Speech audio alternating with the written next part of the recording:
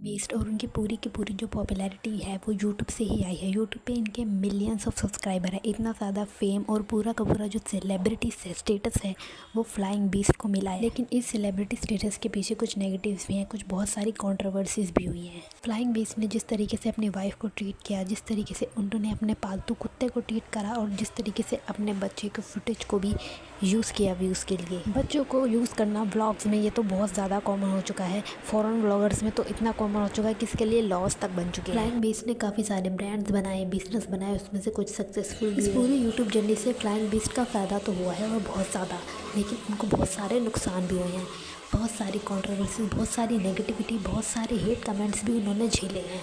Vloggers की जो industry है यूट्यूब में, उसमें कंट्रोवर्सीज तो होती ही रहती हैं, लेकिन फ्लाइंग बीस्ट की कंट्रोवर्सीज रुकने का नाम ही नहीं लेती। ऋतु राठी की अगर बात की जाए तो उनकी जो भी कंट्रोवर्सी हुई थी उस पर बहुत बड़ा बवाल हुआ था। भाई एक बात तो क्लियर थी, फ्लाइंग बीस्ट के ब्लॉग्स में वो खुद चाहे इतने नहीं नज़र आते, लेकिन उनकी बीवी सबसे ज़्यादा नज़र आती थी। 80% उनके ब्लॉग में उनकी वाइफ ही नज़र आती थी। जिस तरीके का डबल स्टैंडर्ड किया जाता था वो कहीं ना कहीं ऑडियंस को दिखता था, लेकिन कभी किसी ने बोला नहीं, इसको पॉइंट आउट नहीं करा। लेकिन जब ये कंट्रोवर्सी हुई ऋतु राठी वाली, तब उन लोगों ने ये बातों को बोला। तब ऑडियंस ने इन सब बातों को पॉइंट आउट करा, ऋतु के सामने रखा। जब ये कंट्रोवर्सी हुई, ऋतु ने अपने आप को अच्छे से डिफेंड करा, जो कि अच्छी बात है, लेकिन उसने उल्टा ऑडियंस को ही बोलना शुरू कर दिया कि तुम लोग हमारे उस पर कमेंट मत करो। और ऐसा भी नहीं है कि ऑडियंस ने कुछ नेगेटिव कमेंट किया था, ऑडियंस ने तो वही बोला था जो उनको ब्लॉग्स में दिखता था। और जब ये हुआ ये सब उन्होंने तभी बोला, लेकिन उसके बावजूद भी उसी चीज़ को उनके ऊपर ही डाल दिया गया। जब आप डेली ब्लॉग्स बनाते हो तो छोटी छोटी चीज़ें लोग नोटिस कर ही लेते हैं। चाहे आप अपनी ओरिजिनल लाइफ को कितना भी छुपाने की कोशिश करो, आप चाहे 8-9 मिनट की वीडियो बनाओ,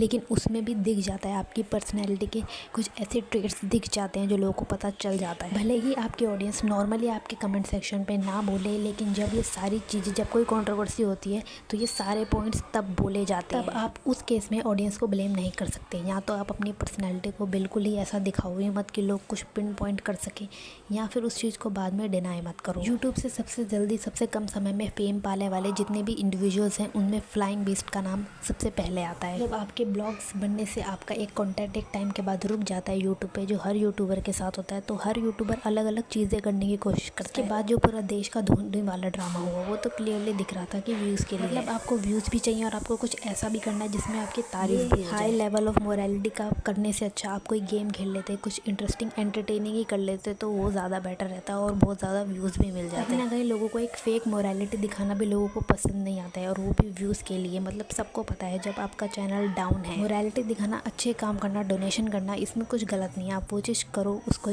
जैसे कि मिस्टर बीस्ट की वीडियोस में भी वो बहुत डोनेशन करता है, दुनिया भर का कितना पैसा खर्च करता है वो, लेकिन उसके लिए उसने अलग चैनल बना रखे हैं और वहाँ पे वो सिर्फ अपने डोनेशन ही दिखाता है।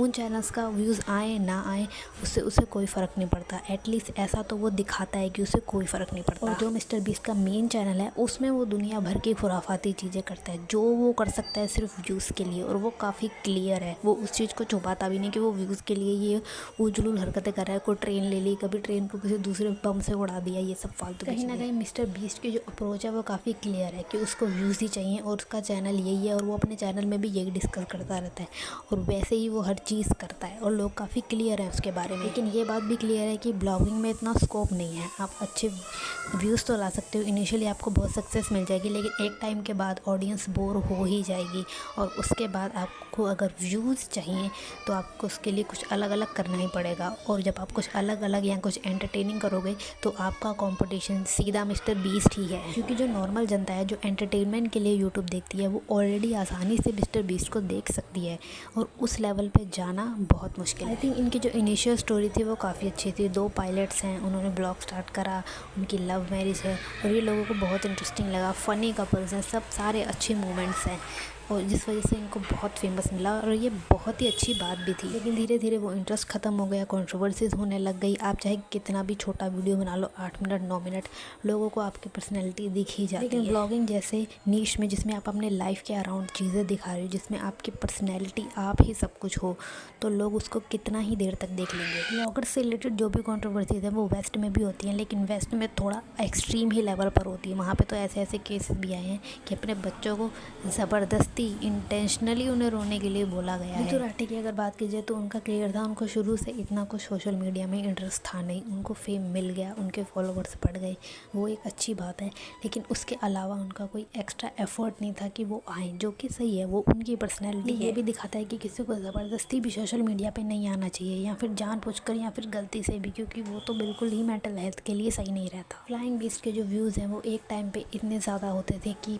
सबको एक को पीछे छोड़ जाते थे। वो नंबर 1 के यूट्यूबर थे, फिर उनके व्यूज़ एकदम से डिप हो गए, लो हो गए, उनके कुछ थाउजेंड्स में ही व्यूज़ आते थे, और फिर अब फिर से थोड़ा नॉर्मल पटरी पे आए हैं। क्योंकि यूट्यूब का तो यही है भाई, यूट्यूब को कोई लेना देना नहीं है, तुम ब्लॉग बना रहे हो या क्या बना रहे हो, उनको सिर्फ ऑडियंस को अपने प्लेटफॉर्म पे रखने से मतलब है। इसलिए मुझे लगता है कि व्लॉगर्स को ज़्यादा व्यूज़ के बारे में सोचना भी नहीं चाहिए, क्योंकि आप कुछ भी कर लो, वो यूट्यूब का ही एल्गोरिदम है, उन्होंने जो करना है वो करना है। अब कुछ लोग कहेंगे कि सौरभ जोशी ब्लॉग्स के भी बहुत सारे व्यूज़ आते हैं, लेकिन आप ये भी देखो उसके 2000 से भी ज़्यादा वीडियोज़ हैं, या शायद 1-1.5 के आसपास है। इतनी सारी वीडियोज़ डालने के लिए बंदे को अपना 24 घंटे देने पड़ते हैं दिन के। अब इतना एक्सट्रीम लेवल पे कोई जाकर सिर्फ सारा दिन व्लॉग्स ही बनाएगा तो उसके सक्सेस होने के चांस थोड़े से तो ज़्यादा होंगे ही। इससे डबल ट्रिपल तो न्यूज़ चैनल्स पे भी व्यूज़ आ जाते हैं जो 24 घंटे अपलोड करते हैं। फाइन, इसको चाहे आप सिंगल चैनल बोल दो, लेकिन इनको एज अ कपल ही जाना जाता है। इनका YouTube channel flying beast as a couple ही जाना चाहता है, और उसी से ही उनकी एक आइडेंटिटी बनी है, और ये एक अपने यूट्यूब में काफ़ी